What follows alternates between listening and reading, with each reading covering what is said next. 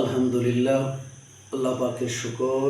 আমরা এই মুহূর্তে অবস্থান করছি পবিত্র কোরআনুল কারীমের ভাষ্য অনুযায়ী এবং নবী পাক সাল্লাল্লাহু আলাইহি সাল্লামের হাদিস শরীফের ভাষ্য অনুযায়ী বছরের শ্রেষ্ঠ 10 দিনের মধ্যে আমরা অবস্থান করছি। নবী করিম সাল্লাল্লাহু আলাইহি সাল্লাম বলেছেন, যদি তোমরা জিলহজ মাসের চাঁদ উঠতে দেখো তখন থেকেই 9 তারিখ পর্যন্ত রোজা রাখো, এটি উত্তম আমল। তো যারা রেখেছেন তাদের সকলকে আন্তরিক মোবারকবাদ। যারা রাখতে পারেন নাই তাদের জন্য সামনে একটি বিশেষ দিন রয়েছে। এই 10 দিন শ্রেষ্ঠর মধ্যে তার মধ্যে আরও ফজিলতপূর্ণ দিন হচ্ছে ইয়াউমুল আরাফা। ইয়াউমুল আরাফা সম্পর্কে নবী করিম সাল্লাল্লাহু আলাইহি ওয়াসাল্লাম তিনি বলেছেন, যদি কোনো ব্যক্তি ইয়াউমুল আরাফা অর্থাৎ 9 জিলহজে একটি রোজা রাখে তাহলে আল্লাহ তাআলা তার অতীতের 1 বছরের গুনাহ মাফ করে দিবেন এবং ভবিষ্যতের 1 বছরের গুনাহ মাফ করে দিবেন। তো আমরা একটি রোজার বিনিময়ে 2 বছরের বোনাস পাচ্ছি। এটা আমরা গ্রহণ করব ইনশাআল্লাহ, আল্লাহ তাআলা যদি তৌফিক দেয়। তো বাংলা ভাষাভাষী লোক যারা বাংলাদেশে আমরা বসবাস করছি, আমাদের জন্য সেই রোজাটি রাখবো 26শে মে, অর্থাৎ সোমবার রাত্রে ভাত খেয়ে মঙ্গলবার সারাদিন আমরা সিয়াম পালন করব।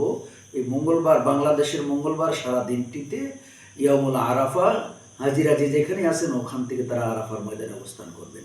তবে হাজি সাহেবগণ যারা রয়েছেন তারা ওই দিন রোজা রাখবেন না, কারণ ওই দিনটাকে ঈদের দিন বলা হয়, অর্থাৎ আরাফার দিনটাকেও হাজি সাহেবদের জন্য ঈদের দিন বলা হয়।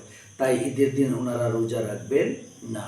শুধু আমরা যারা যেতে পারিনি, যাইনি, যাওয়া সম্ভব হয়নি, শুধু তারাই কেবল এই রোজাটা পালন করবেন এবং এত বেশি নেকি সাওয়াবের উদ্দেশ্যে, হাসিলের উদ্দেশ্যে আমরা এই সিয়ামটি পালন করব। আরেকটি বিষয় হচ্ছে, এই ইয়াউমুল আরাফার দিনে আমরা কি আমল করব এই সম্পর্কে নবী করিম সাল্লাল্লাহু আলাইহি সাল্লামের কোনো ভাষ্য পাওয়া যায় কিনা আমরা শুনব। সেই বিষয়টি হচ্ছে, নবী সাল্লাল্লাহু আলাইহি সাল্লাম বলছেন, ওই দিন বেশি বেশি করে তাসবিহ, তাহমিদ, তাকবীর, এই 3টি জিনিস বেশি বেশি করে পড়ার কথা বলা হয়েছে। সেই 3টি তাকবীর, তাহমিদ, তাসবিহ একটি ইয়ের মধ্যে পাওয়া যায়। যদি আমরা এইভাবে পড়তে পারি, সুবহানাল্লাহ, আলহামদুলিল্লাহ, লা ইলাহা ইল্লাল্লাহু, আল্লাহু আকবার, এই তাসবিহটা পুরোটা যদি আমরা পাঠ করি তাহলে তাকবীর, তাহমিদ, তাসবিহ পাঠ করা হয়ে যাবে। তাই ইয়াউমুল আরাফার দিনে আমরা বেশি বেশি করে কি করব, এই দোয়াটি পড়ব, সুবহানাল্লাহ, আলহামদুলিল্লাহ, লা ইলাহা ইল্লাল্লাহু, আল্লাহু আকবার, এবং দান সাদাকা করব, বেশি বেশি করে দোয়া করব। এই দিনের মধ্যে আল্লাহ তাআলা যত মানুষকে ক্ষমা করে দেন, পৃথিবীতে আর কোনো দিন নেই যে এই দিনের মধ্যে এত শ্রেষ্ঠ দিন বা এত বেশি মাফ করেন। রাত্রির মধ্যে শ্রেষ্ঠ হচ্ছে লাইলাতুল কদরের রাত্রি, আর দিনের মধ্যে শ্রেষ্ঠ হচ্ছে ইয়াউমুল আরাফা। এই আরাফার দিনে আল্লাহ তাআলা যত মানুষকে মুক্তি দান করেন, নাজাত করে দেন, পৃথিবীর আর কোনো দিন এত মানুষকে নাজাত করেন না, মুক্তি দেন না, মাফ করেন না। তাই এত বড় একটি ফজিলতপূর্ণ দিনে আমরা সকলেই রোজা রাখার এরাদা করি এবং আপনাদেরকে আহ্বান জানাই, মুসলিম ভাই এবং বোনেরা যারা যে যেখান থেকে আমাকে দেখছেন, শুনছেন, আপনাদের কাছে আরজ থাকলো, আমরা একটি রোজা রেখে 1 বছর আগের, 1 বছরের পরের গুনাহ মাফ করাতে পারবো। তাই এত বড় ফজিলতপূর্ণ দিনে আমরা সারাটি দিন আমাদের আমল দ্বারা আমাদের সারা দিনটা সাজাবো। ফজরের নামাজ পড়ে শুরু করব, জোহরের নামাজ পড়ব, আসরের নামাজ পড়ব, মাগরিবের নামাজ পড়ব, ইশার নামাজ পড়ব।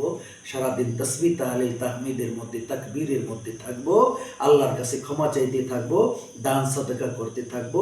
ওই দিন যেহেতু আল্লাহ তাআলা অনেক পরিমাণে মানুষকে ক্ষমা করবেন, তাই আমরাও ক্ষমার প্রত্যাশী থাকবো। আমাদের আত্মীয় স্বজন যারা চলে গেছেন তাদের জন্য ক্ষমা চাইবো, আর নিজের জন্য ক্ষমা চাইবো। আহাল পরিবার পরিজন যারা যেখানে জীবিত আছে তাদের জন্য ক্ষমা চাইবো। আমরা আল্লাহর কাছে প্রার্থনা থাকবে, আল্লাহ যারা মক্কাতুল মুকাররমায় গিয়েছেন আল্লাহ তাদের হজ কবুল করে নিও। আমরা যারা যেতে পারিনি আমাদেরকে মক্কাতুল মুকাররমা মদিনা মুনাওয়ারায় নবী পাকের রওজা মুবারক জিয়ারত করার তৌফিক দিও।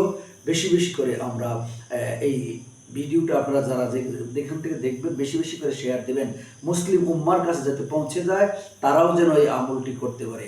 লাব্বাইক আল্লাহুম্মা লাব্বাইক লা শারীকা লাকা লাব্বাইক ইন্নাল হামদা ওয়ান নি'মাতা লাকা ওয়াল মুলক লা শারীকা লাক সুবহানাল্লাহ আলহামদুলিল্লাহ লা ইলাহা ইল্লাল্লাহু আল্লাহু আকবার ওয়ালিল্লাহিল হামদ। এটি আমরা বেশি বেশি করে পাঠ করতে থাকবো। আসসালামু আলাইকুম ওয়া রাহমাতুল্লাহি ওয়া বারাকাতুহু।